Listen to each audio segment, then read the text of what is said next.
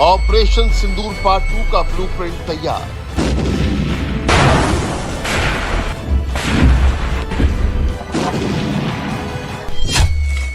अब होगा पाकिस्तान पर आखिरी वार, क्योंकि पाकिस्तान में फिर आतंकी दिखने लगे हैं। पाकिस्तान में आतंकी खुलेआम घूमने लगे हैं।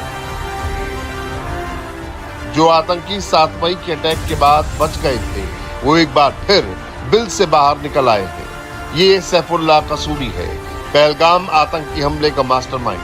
22 अप्रैल से अंडरग्राउंड था, लेकिन लोकेशन किसी को नहीं बता रहा था। अब सामने आ गया है, जुबान भी खोल दी है और इसके साथ काउंटडाउन भी शुरू हो गया है। सैफुल्लाह कसूरी के साथ लश्कर चीफ हाफिज सईद का बेटा तलहा सईद भी दिख रहा है। वो तलहा जो हाफिज का उत्तराधिकारी है, जो भारत का मोस्ट वांटेड आतंकी है। एक और आतंकी आमिर हमजा भी बिल से बाहर निकल आया है। ये लश्कर-ए-तैयबा का को-फाउंडर है। लश्कर के टॉप कमांडर आखिरी बार पाकिस्तान के कसूर शहर में देखे गए। कसूर शहर और मुरीदके की दूरी 100 किलोमीटर है। तो क्या अब ऑपरेशन सिंदूर का पार्ट 2 पाकिस्तान के कसूर शहर में होगा? लेकिन सवाल यह है कि ऑपरेशन सिंदूर राउंड 2 कब शुरू होगा? तो इसका जवाब भी एकदम सीधा और सपाट है। जिस दिन पाकिस्तान में बैठे आतंकियों ने भारत में टेरर अटैक को अंजाम दिया, उसी दिन ऑपरेशन सिंदूर पार्ट 2 की शुरुआत हो जाएगी। इस बात का ऐलान तो प्रधानमंत्री नरेंद्र मोदी एक बार नहीं, कई बार कर चुके हैं। वो दुनिया को भारत के न्यू नॉर्मल के बारे में बता चुके हैं। आतंक और नरसंहार ये पाकिस्तानी सेना की सबसे बड़ी एक्सपर्टाइज है। जब सीधा युद्ध लड़ा जाता है तो उसकी हार तय होती है, उसका पराजय निश्चित होता है, उसको मुंह की खानी पड़ती है। यही कारण है कि पाकिस्तान की सेना आतंकियों का सहारा लेती है। लेकिन पहलगाम हमले के बाद अब भारत ने दुनिया को बता दिया है, भारत अब आतंकी हमला हुआ, भारत पर आतंकी हमला हुआ तो दुश्मन को उसकी बड़ी कीमत चुकानी पड़ेगी। ऑपरेशन सिंदूर पार्ट 1 से कितना अलग होगा राउंड 2? ऑपरेशन सिंदूर पार्ट 2 पहले से कहीं ज्यादा खतरनाक होगा, मॉडर्न होगा और इसके लिए इंडियन आर्मी ने तैयारी भी शुरू कर दी है। मॉडर्न और वॉरफेयर में लीड करने के लिए इंडियन आर्मी एक्सरसाइज कर रही है। ये यूएवी का डेमोन्स्ट्रेशन है। देखने में बेहद छोटा, लेकिन घाव बड़े गंभीर करता है। इसके एक प्रहार से टनों भारी टैंक तबाह हो सकते हैं। कम खर्च में, कम आवाज में घातक प्रहार। देखिए कैसे ये ड्रोन उड़ा, जमीन पर अपने टारगेट टैंक को लॉक किया। इस लाइट रिंग म्यूनिशन को लॉन्चर से लॉन्च किया गया और हवा में ये उड़ता रहा। फिर इसने अपने टारगेट को लॉक किया और तबाह कर दिया। ये है मॉडर्न वॉरफेयर। ना कोई पायलट, ना कोई इंसान, मशीन से मशीन पर घातक प्रहार और दुश्मन का काम तमाम। देखिए कैसे आईएसआर ड्रोन्स उड़ा, लेकिन वो बम लेकर उड़ा है। टारगेट को लॉक करता है और ठीक टारगेट पर बम ड्रॉप कर देता है। अगर युद्ध जैसे हालात बनते हैं तो अब यही ड्रोन्स फ्रंट पर दुश्मन से मोर्चा लेंगे, जो सीधे दुश्मन पर अटैक करेंगे।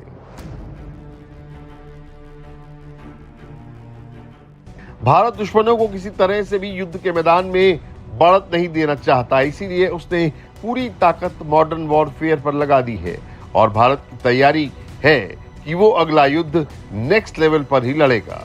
याद कीजिए 2016 में सर्जिकल स्ट्राइक हुई थी, तब इंडियन आर्मी ने ग्राउंड से जाकर पीओके में आतंकी ठिकानों को तबाह किया। 2019 में एलओसी क्रॉस कर एयर स्ट्राइक की थी, प्लेन भेजे थे। 2025 में अपने बॉर्डर से ही एलओसी और पीओके में मिसाइल मारी। अब इससे आगे टेक्नोलॉजी पर भारत की युद्ध की तैयारी है। इंडियन आर्मी एक्सरसाइज कर रही है। पाकिस्तान बॉर्डर से सटे 5 राज्यों में ऑपरेशन शील्ड के तहत जनता को युद्ध की ट्रेनिंग दी जा चुकी है। ऐसे में अब पाकिस्तान में छिपे आतंकियों में भी दहशत है। ऑपरेशन सिंदूर पार्ट 2 से सिर्फ आतंकी ही नहीं, पाकिस्तानी आवाम भी डरी और सहमी है। पाकिस्तानियों में डर होना लाजमी है, क्योंकि पाकिस्तान की आर्मी, शहबाज सरकार और पाकिस्तानी अवाम अच्छी तरह से जानती है कि मोदी जो कहते हैं वो 100% करके दिखाते हैं। पहलगाम टेरर अटैक के बाद पीएम मोदी ने जो न्यू नॉर्मल सेट किया, उस पर वो 100% खरे उतरे। पहले पाकिस्तान में घुसकर आतंकी ठिकानों को मिट्टी में मिलाया और फिर सिंधु जल समझौते को सस्पेंड कर कंगाल पाकिस्तान को प्यासा मारने की तैयारी कर दी है, जिसे पाकिस्तान एक्ट ऑफ वॉर बता रहा है। पानी को लेकर पाकिस्तान युद्ध की गिदड़ भपकी दे रहा है। वो कह रहा है कि सिंधु का पानी रोकना युद्ध जैसा है, लेकिन पीएम मोदी पहले ही दुनिया को बता चुके हैं कि दरिया में पानी और खून साथ नहीं बह सकता। 60 साल तक ये गेट नहीं खोले गए और जिसमें 100% पानी भरना चाहिए था, धीरे धीरे इसकी कैपेसिटी कम हो गई, 2%, 3% रह गया।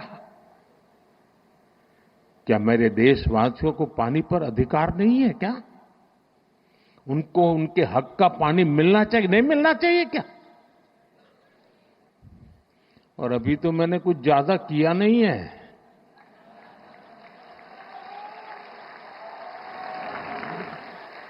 अभी तो हमने कहा है कि हमने इसको एबेंस में रखा है, वहां पसीना छूट रहा है।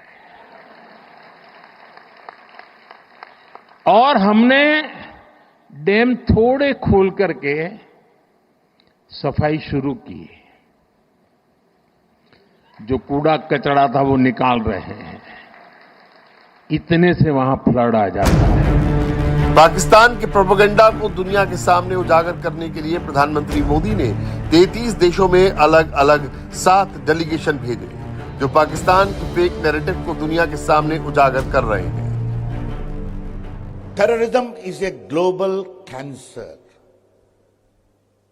ये पूरी दुनिया को परेशान कर रहा है। What is the problem of Pakistan? The problem of Pakistan is it is not a democratic country. मैं हिंदी में बताना चाहूंगा, मोहम्मद अली जिन्ना ने बनाया पाकिस्तान, वो बन गया जनरल्स की दुकान। That is the situation of Pakistan. The Prime Minister said enough is enough. On the 7th of May, Indian forces made a decisive blow to only terrorist outfit, Bawalpur, Muridke, Muzaffarabad. 100 terrorists were killed. Remember, this attack was unleashed at dead of night around 1:30. For 20 minutes only. No civilian casualty.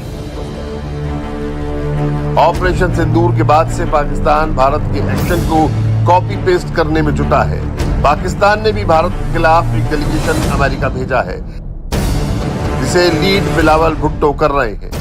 Delegation में पूर्व विदेश मंत्री हिना रब्बानी खान, पूर्व मंत्री खुर्रम दस्तगीर खान, पूर्व विदेश सचिव जलील अब्बास जिलानी समेत 8 लोग शामिल हैं। वहीं भारत ने एक नहीं 7 डेलीगेशन भेजे, जिसमें 8 नहीं 58 लीडर्स हैं और पूर्व राजनयिक शामिल हैं, जो पाकिस्तान की दुनिया के सामने पोल खोल रहे हैं। नतीजा ये हुआ कि जिस कोलंबिया ने पाकिस्तान का साथ दिया था, उसने अपना बयान वापस ले लिया और भारत का साथ देने का फैसला किया।